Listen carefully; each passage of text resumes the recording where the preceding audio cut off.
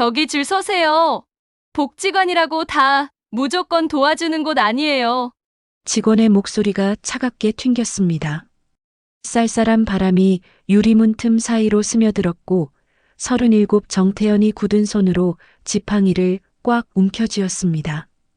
그의 시선 앞에서 휠체어에 앉은 여자가 떨리는 숨을 삼키고 있었습니다. 복지관 대기실의 형광등이 깜빡거렸습니다. 플라스틱 의자들이 차갑게 늘어서 있었고 벽에 걸린 시계 초침이 똑딱거리는 소리가 유난히 크게 들렸습니다. 태연의 입술이 바싹 말라 있었습니다. 오후 3시 무료 법률 상담을 위해 이곳에 온 그였지만 지금은 다른 것에 온 신경이 집중되어 있었습니다. 휠체어의 바퀴가 바닥에 마찰되며 작은 소리를 냈습니다. 여자가 서류를 다시 정리하며 직원을 바라봤습니다. 다시 한 번만 확인해 주세요. 정말 지원이 안 되는 건가요? 목소리에 절박함이 배어 있었습니다. 직원이 컴퓨터 화면을 쳐다보며 무표정하게 답했습니다. 신청 조건에 맞지 않습니다. 보호자 동의서도 없고 소득 증명도 불분명하고요. 기계적인 대답이었습니다. 마치 수백 번 반복해온 거절 멘트 같았습니다.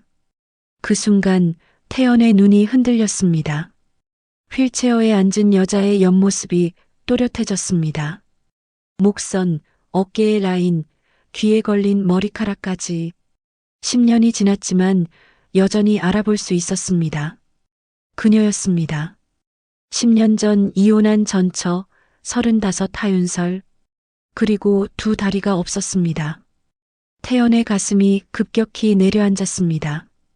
지팡이를 짚고 서 있던 다리가 휘청거렸습니다. 10년 전 마지막으로 봤을 때 그녀는 발레 연습을 마치고 집으로 돌아오는 길이었습니다. 화가 난 표정으로 이혼 서류에 사인하던 그 모습이 마지막이었습니다. 그런데 지금 그녀는 윤설이 고개를 돌렸습니다. 두 사람의 시선이 마주쳤습니다. 시간이 멈춘 듯 했습니다. 복지관의 소음, 직원의 목소리, 모든 것이 사라지고 오직 두 사람의 눈빛만이 공간을 채웠습니다. 윤설의 얼굴에 놀람이 스쳤지만 곧 차가운 표정으로 돌아왔습니다. 좋아요와 구독 부탁드립니다. 태연은 한때 법정에서 정의를 소리치던 변호사였습니다. 명문법대를 졸업하고 로스쿨을 거쳐 대형 로펌에 입사했습니다. 처음에는 진정한 정의를 실현하고 싶었습니다. 억울한 사람들을 위해 싸우고 약자의 편에서 법을 해석하고 싶었습니다. 하지만 현실은 달랐습니다. 로펌에서 그에게 맡겨진 사건들은 대부분 대기업이나 재벌가의 이익을 위한 것들이었습니다. 노동자들의 정당한 요구를 묵살하고 피해자들의 입을 막는 일이 그의 주된 업무였습니다. 승소율이 곧 그의 가치였고 정의는 뒷전으로 밀려났습니다. 그 과정에서 그의 마음도 차가워졌습니다. 돈과 권력이 모든 것을 좌우하는 현실에 점점 길들여져 갔습니다. 집에서도 그는 변했습니다. 윤설과의 대화는 줄어들었고 그녀의 발레에 대한 열정도 이해하지 못했습니다.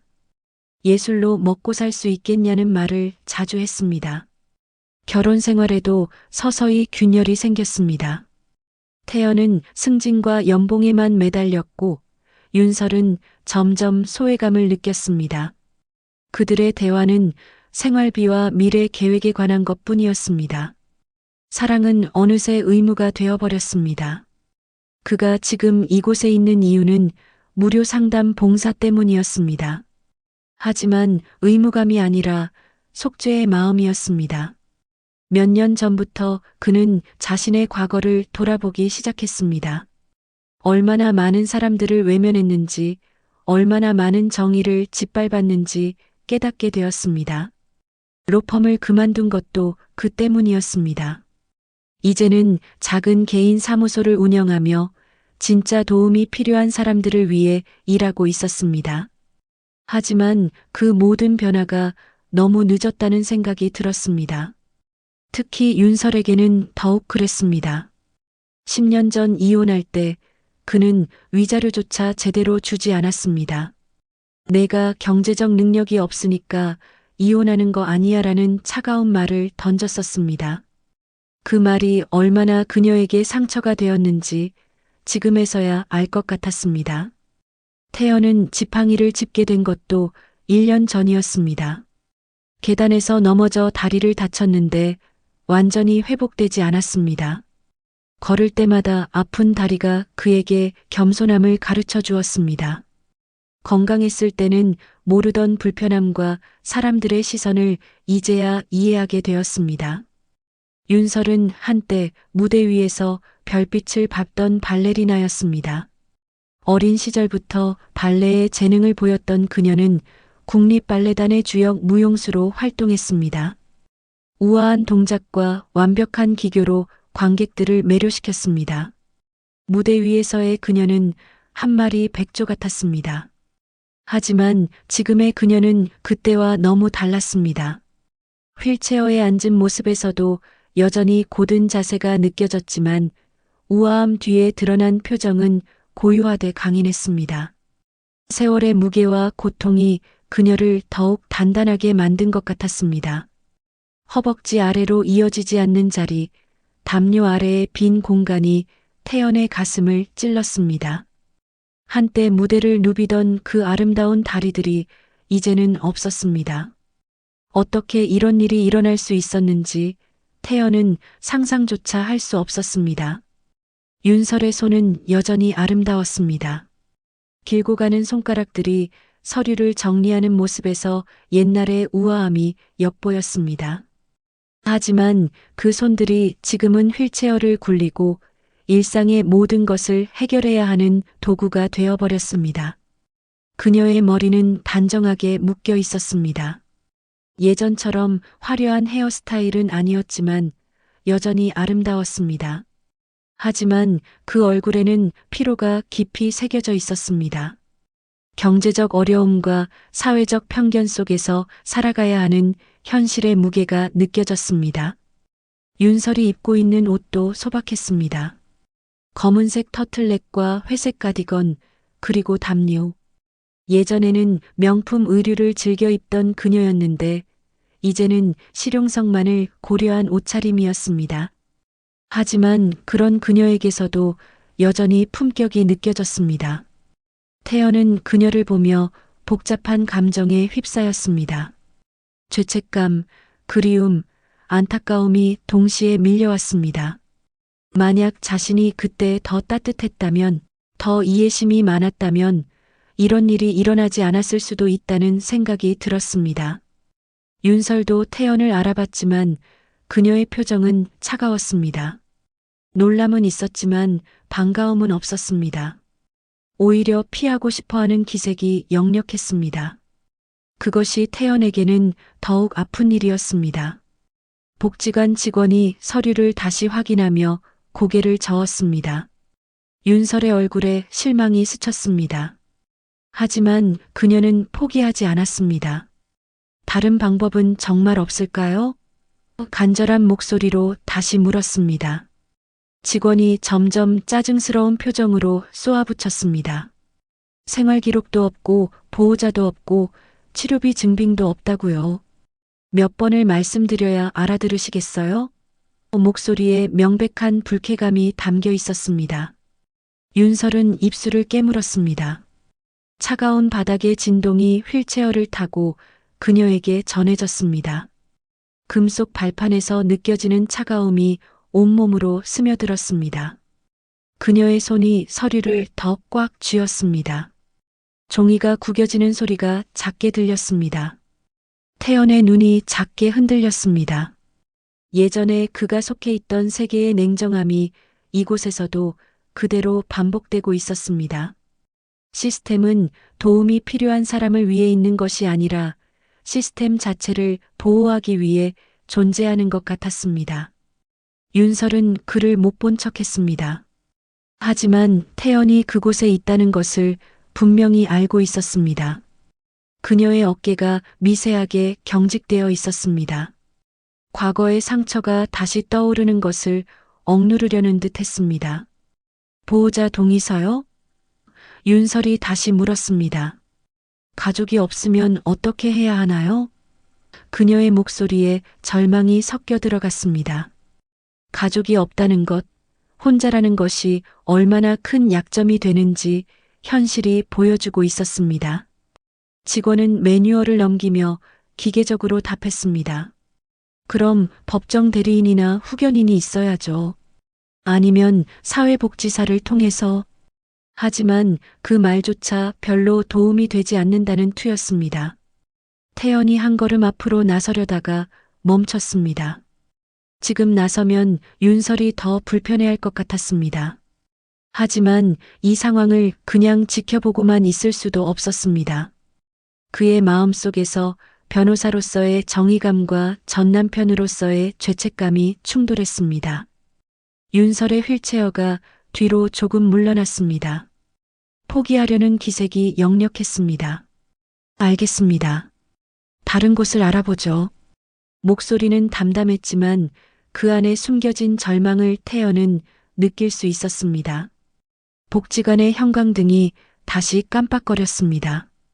오후 햇살이 창문을 통해 들어와 바닥에 사각형 모양의 그림자를 만들었습니다. 그 빛과 그림자 사이에서 윤설의 휠체어가 천천히 움직이고 있었습니다. 태연은 지팡이를 더 꽉 쥐었습니다. 그의 관절이 아팠지만 마음의 아픔이 더 컸습니다. 10년 전에 버린 사람이 지금 고통받는 모습을 보는 것이 견딜 수 없었습니다. 지원 안 되면 난 어떻게 살아? 윤설의 목소리가 떨렸습니다. 그녀의 두 손이 휠체어 팔걸이를 꽉 쥐며 파르르 떨렸습니다. 손가락 끝이 하얗게 변할 정도로 힘을 주고 있었습니다. 한기가 흐르는 듯 손끝이 차갑게 식어갔습니다. 절망적인 상황이었습니다. 재활치료비, 생활비, 의료비까지 모든 것이 그녀 혼자서는 감당할 수 없는 무게였습니다.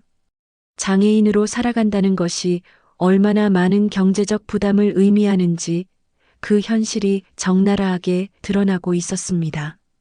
직원은 조용히 창구 문을 닫으려 했습니다. 오늘 업무는 여기까지입니다. 다음에 필요한 서류 준비해서 오세요. 차가운 마무리였습니다. 사람의 절박함보다는 규정과 매뉴얼이 더 중요한 곳이었습니다. 윤설이 휠체어를 돌려나가려고 했습니다. 바퀴가 바닥에 마찰되며 내는 소리가 복지관 로비에 메아리 쳤습니다.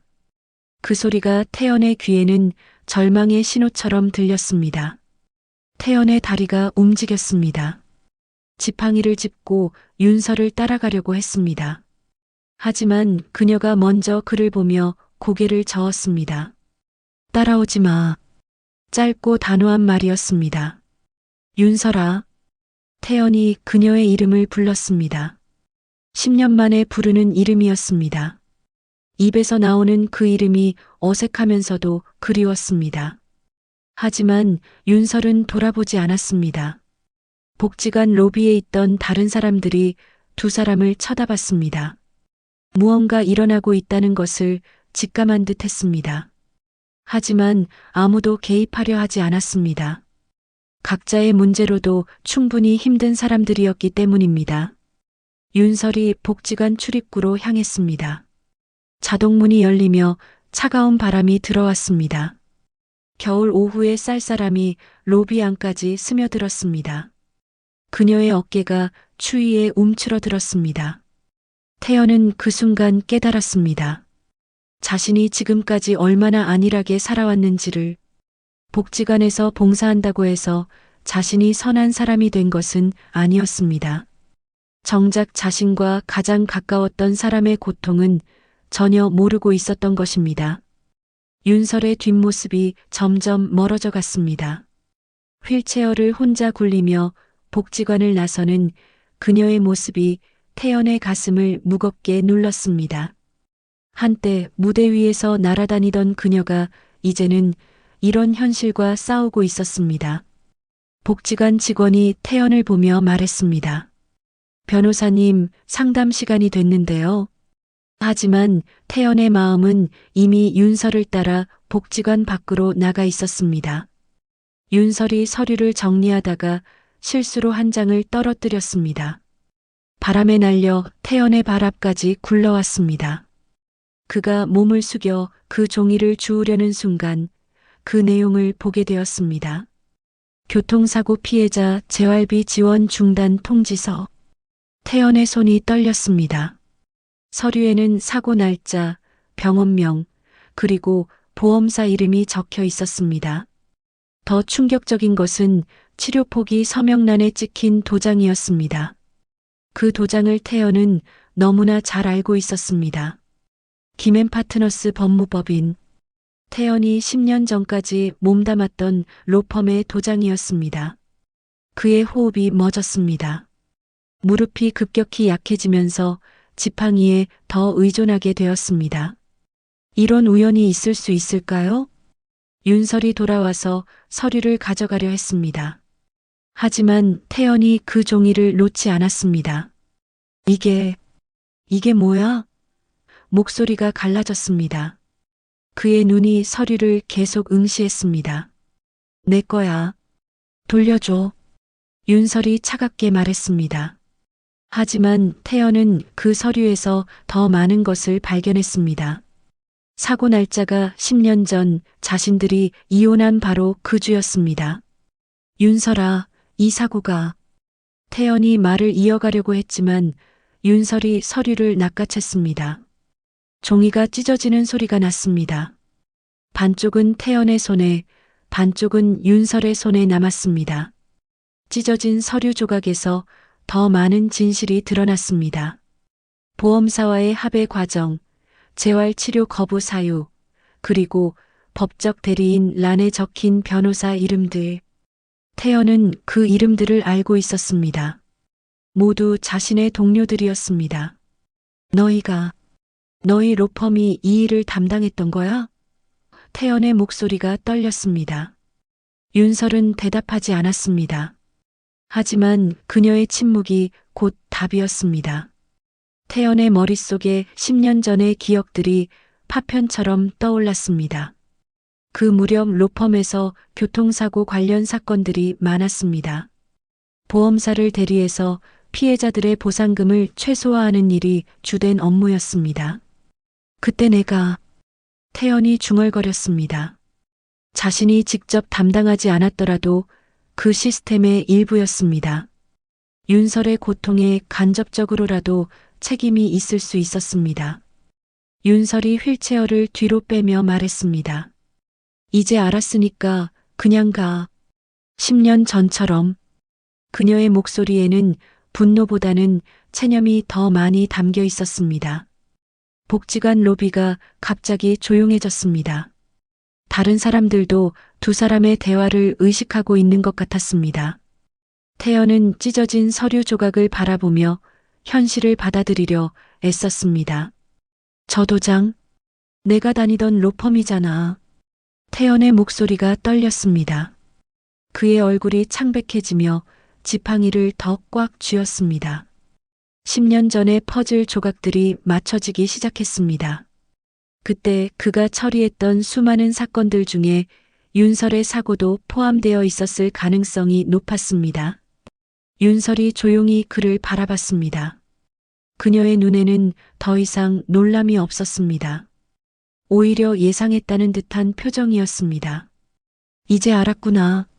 차분한 목소리였지만 그 안에 숨겨진 고통이 느껴졌습니다. 태연의 심장이 천천히 찢어지는 듯 했습니다. 자신이 사랑했던 사람을 자신이 속한 시스템이 짓밟았다는 사실을 받아들이기 어려웠습니다. 설마 그때 말을 잇지 못했습니다. 그래, 내가 떠난 뒤 너희 로펌이 보험사 대리해서 내 재활비 끊었어. 윤설의 고백이었습니다. 그녀의 목소리는 담담했지만 그 말이 담고 있는 무게는 태연을 압도했습니다. 이혼과 사고 그리고 재활비 중단이 모두 연결되어 있었던 것입니다. 언제? 태연이 간신히 물었습니다. 언제 사고가 났어? 그는 이미 답을 알고 있었지만 확인하고 싶었습니다. 자신의 죄책감을 명확히 하고 싶었습니다. 윤설이 휠체어에서 서류철을 꺼냈습니다. 그 안에는 사고 관련 모든 서류가 정리되어 있었습니다. 병원 기록, 수술 내용, 재활 계획, 그리고 보험사와의 모든 대화 기록까지. 이혼 서류에 내가 사인한 그날, 윤설이 날짜를 정확히 말했습니다. 그날 밤 발레 연습을 마치고 집으로 가는 길에 사고가 났어. 보험사 차량이 날 쳤지. 태연의 기억이 선명해졌습니다. 그날 그는 이혼에 대한 안도감으로 동료들과 술을 마셨습니다. 윤설의 경제적 부담에서 벗어났다며 축배를 들었습니다.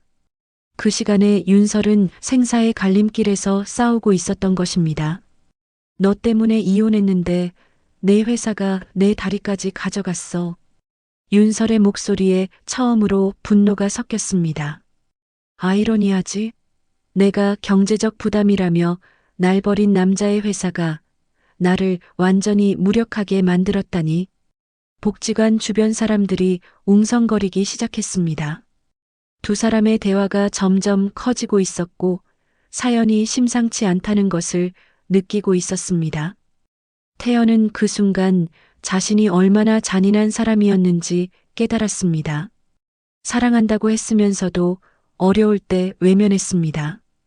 그리고 그 외면이 단순한 무관심이 아니라 적극적인 가해였다는 사실이 드러났습니다. 윤설아, 나는 몰랐어. 정말 몰랐다고. 태연이 간절히 말했습니다. 하지만 그 변명이 얼마나 공허한지 스스로도 알고 있었습니다. 태연의 목이 잠겼습니다.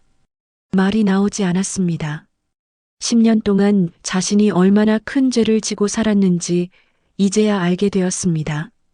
윤설이 낮게 웃었습니다. 그 웃음에는 조롱도 분노도 아닌 깊은 슬픔이 담겨 있었습니다. 내가 이혼 서류 던졌던 그날, 난 수술실로 들어갔어. 윤설의 고백이 태연의 마지막 방어막까지 무너뜨렸습니다. 그가 자유를 얻었다며 축배를 들던 그 시간에 윤설은 두 다리를 잃고 있었던 것입니다. 운명의 잔혹함이 이보다 극명할 수 있을까요? 수술실에서 깨어났을 때 간호사가 말해줬어. 보호자가 없어서 응급수술 동의를 받기 어려웠다고. 그때 너만 있었다면. 윤설의 목소리가 잠겼습니다. 태연의 눈에서 눈물이 흘렀습니다. 지팡이를 짚고 서 있는 것조차 힘들어졌습니다. 자신의 다리 아픔은 윤설의 고통에 비하면 아무것도 아니었습니다. 병원에서 깨어나서 제일 먼저 한 일이 뭔지 알아? 윤설이 계속 말했습니다. 너한테 전화한 거야. 도움이 필요하다고, 무서우니까 와달라고. 태연의 기억 속에 그 전화가 떠올랐습니다. 윤설의 떨리는 목소리로 온 전화. 하지만 그때 그는 이미 끝난 사이라며 전화를 끊었습니다. 냉정함을 유지하려던 자신이 얼마나 잔인했는지 이제야 깨달았습니다. 그 다음날 너희 로펌에서 변호사가 왔어. 보험사 대리에서 합의하자고. 하지만 그게 합의였을까? 거부할 힘도 없는 환자에게 도장만 찍으라고 한 거였지. 윤설이 당시 상황을 자세히 설명했습니다. 수술 직후 의식도 제대로 없는 상태에서 복잡한 법률 용어로 가득한 서류에 사인하라고 압박받았다고 했습니다. 재활치료비, 보조기구비, 생활비 지원 모든 걸 포기하는 조건이었어. 하지만 선택권이 있었나? 혼자였는데. 윤설의 목소리에 체념이 섞여 있었습니다. 태연은 그제야 로펌에서 자신이 했던 일들을 떠올렸습니다. 피해자들을 합리적으로 설득해서 최소한의 보상으로 합의를 이끌어내는 것이 그의 전문 분야였습니다. 법적 지식이 없는 사람들의 약점을 파고들어 유리한 조건을 만드는 것이 그의 능력이었습니다. 그리고 가장 잔인했던 건 윤설이 마지막 말을 이었습니다. 그 변호사가 나한테 한 말이야. 남편도 없는 사람이 뭘 어떻게 하겠냐. 현실을 받아들이라고. 다음 날 오전 장애인 권익위원회 사무실에서 기자 브리핑이 열렸습니다. 플래시가 터져 나오고 마이크들이 단상을 향해 집중되었습니다. 태연이 서류 뭉치를 들고 단상에 섰습니다. 그의 손이 떨리고 있었지만 표정은 단호했습니다. 보험사와 대형 로펌의 장애인 재활비 부당 중단 사례를 고발합니다. 태연의 목소리가 회의실을 가득 채웠습니다. 그가 준비한 자료는 방대했습니다. 윤설의 사건뿐만 아니라 지난 10년간 유사한 피해를 당한 수십 명의 사례를 정리한 것이었습니다. 김앤파트너스 법무법인은 보험사를 대리하여 교통사고 피해자들의 정당한 권리를 체계적으로 침해했습니다. 태연이 서류를 넘기며 구체적인 증거들을 제시했습니다. 기자들이 질문을 쏟아냈습니다. 변호사님도 그 로펌 출신이시죠? 내부 고발자로서 어떤 책임을 느끼시나요? 왜 지금에서야 이런 폭로를 하시는 건가요? 태연은 각 질문에 성실히 답했습니다. 저 역시 그 시스템의 일부였습니다. 그 책임을 지고 이 자리에 섰습니다. 더 늦기 전에 진실을 밝혀야 한다고 생각했습니다. 윤설은 회의실 뒤편에서 지켜보고 있었습니다. 태연의 목소리는 흔들렸지만 단단했습니다. 자신의 과거를 부정하지 않고 책임을 회피하지도 않았습니다. 특히 하윤설 씨의 사건은 가장 전형적인 사례입니다. 태연이 윤설의 이름을 직접 언급했습니다. 발레리나로서의 미래를 완전히 잃었음에도 불구하고 최소한의 보상만 받고 모든 지원이 중단되었습니다. 카메라들이 윤설을 향했습니다. 그녀는 당황스러워했지만 고개를 들고 기자들을 바라봤습니다. 10년 만에 자신의 이야기가 세상에 알려지는 순간이었습니다. 태연이 발표를 마치며 말했습니다.